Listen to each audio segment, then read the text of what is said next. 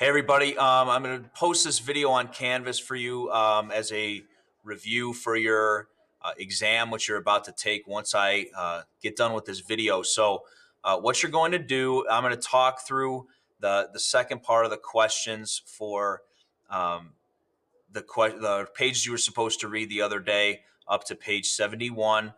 We did 1 through 4 the other day, and then I'm going to talk about 5, 6, 7, and 8 right now. Okay, so let's start with number 5. So it says on page 60, Coach states that hate gives identity.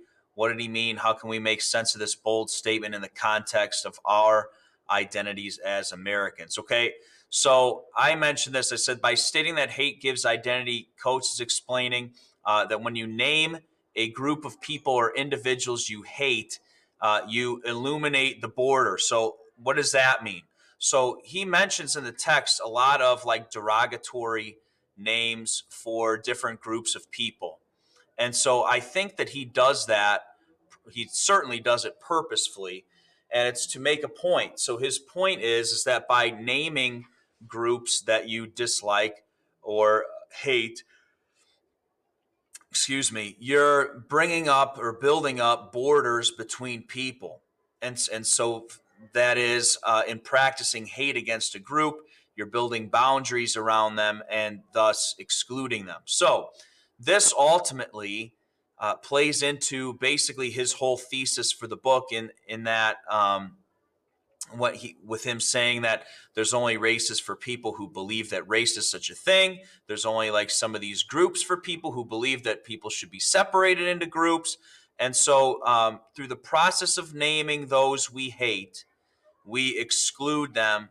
Where the issue comes in, and where a great point that he makes is this, is that by building up those boundaries and excluding, we're at the same time being accepted into a group that hates.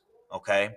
So we see this a lot in terms of, when you accept hate or deliver hate toward other people, there's always going to be people who agree with you. That shouldn't be the case, and we all know that, but we know that the reality of the situation is that there are people who hate. Okay. Number 6. So he says, it says, what does Coates name his son? What does his name mean and represent? So Coates' son's name is Samori, and that stands for the struggle. Okay. Now you have to ask, well, what is this struggle? And I know this comes up in the next question as well.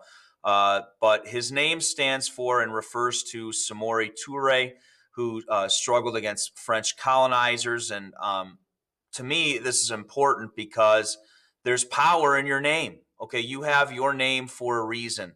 I have my name for a reason. My son has his name for a reason. And so your name tells who you are and identifies you to other people. And only you are you. Okay. And so for Coates to name his son after someone who struggled shows that he knows that his boy will struggle. And through that, explaining struggle, he's also giving him the keys to power and success, which leads to the next question. So he says on page 69, this is number 7, that the struggle in and of itself has meaning. So what is he talking about here? And then what is the meaning in struggle? This is a very important question to me. And so I wish that we were doing this together, but just hear me out on this one. So here he means that through struggle, through bad times, there's good to be had in the end, I think. And so here's what you need to think of. So think of a time that you had a negative experience. We all have them. And so it's my opinion that in going through these, in going through struggle, in going through tough times, it only makes us stronger in the end and more able to deal with the other struggles that are inevitably going to come down the road. Okay. So think of like our current situation, like with COVID and all of that. So we have had to drastically change the way we kind of live our life and do things, certainly in a different way that we've been accustomed to in the past. And so a lot of sacrifices have had to be made. You may have not seen people in your family that you normally do, especially people who are close to you. And yes, that sucks in the moment, but eventually later on, when you get to see those people again, and Mr. Begley tells us teachers all the time, there's a day after COVID-19, and so um, once this is all ending and you get to see those people again, the struggles that you went through in the short term will be much more worth it in the long run. Okay. Now that's a simple example like that all of us can get through. Now, individually, we all have individual struggles, and we all go through those things, and we all have things that we deal with daily. And at the end of the day, you have to realize that there's a day after that struggle. There's light at the end of the tunnel. And so at the time, and I mentioned this in my answer here, at the time we don't realize that, and we think that we're forever captured in those negative moments. So we look at a short amount of time right now, a short amount of struggling time, as it seems like forever, but it's just a little piece in the long run. So back to the book. Um, Coates is trying to explain to his son that in struggle, greatness comes out of it. Okay, and he has certainly been evidence to that in the life that he's led, and he hopes that his son will do the same. Number 8.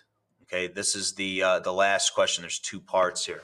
So Coates writes, but you're a black boy. You must be responsible for your body in a way that other boys can't know. Indeed, you must be responsible for the worst actions of other black bodies, which somehow will always be assigned to you. So part A here says, why do you think he's so intentional in mentioning the word body? And so I said that I thought he was intentional in mentioning that because it's really the only thing that's truly ours. Um, Many religions view your body as a temple, as a holy place, something that should not be blemished. Okay. And so by using this language of the body, he's saying that wrongdoings done unto others have also been done to them because of who they are racially. Okay. Part B. How does the idea of the black body fit into contemporary conversations about race? So, for example, Black Lives Matter movement. And so, uh, in my opinion, it's a matter of respect, and it's also a matter of perception. So, all in all, we all want to be respected and not violated because of who we are. And so, however, that's not the case for all people, especially those who are people of color. And so, people have a perception that other groups are or act a certain way. So, it's a typo on my sheet here. And so, as I've explained before through my own experience in traveling and going different places, and certainly through teaching, people are people are people. And we all go through the same things and want the same things for ourselves and our family. And everybody deserves to be respected. And so, groups like Black Lives Matter, this is their goal. That's what they advocate for. They want equality and respect, I think, and that's their bottom line. Yes, there's different, specific things that they want to accomplish, but I think at the end of the day, it really boils down to equality and respect. And so, I think that they would also agree with Coates when he says that the black body has been intentionally injured throughout the years, and that needs to change. And this is what they have, are, and will be advocating for through their movement. And I think it's a positive movement, and really something that has to be addressed. Yes, it's been brought out to the public forum now, but I think there's still a ton of work to be done. Okay, so that's the second part of this section. Right now, you'll go to the test and go ahead and get that done. You can use materials, but just know that there's a time limit. Good luck.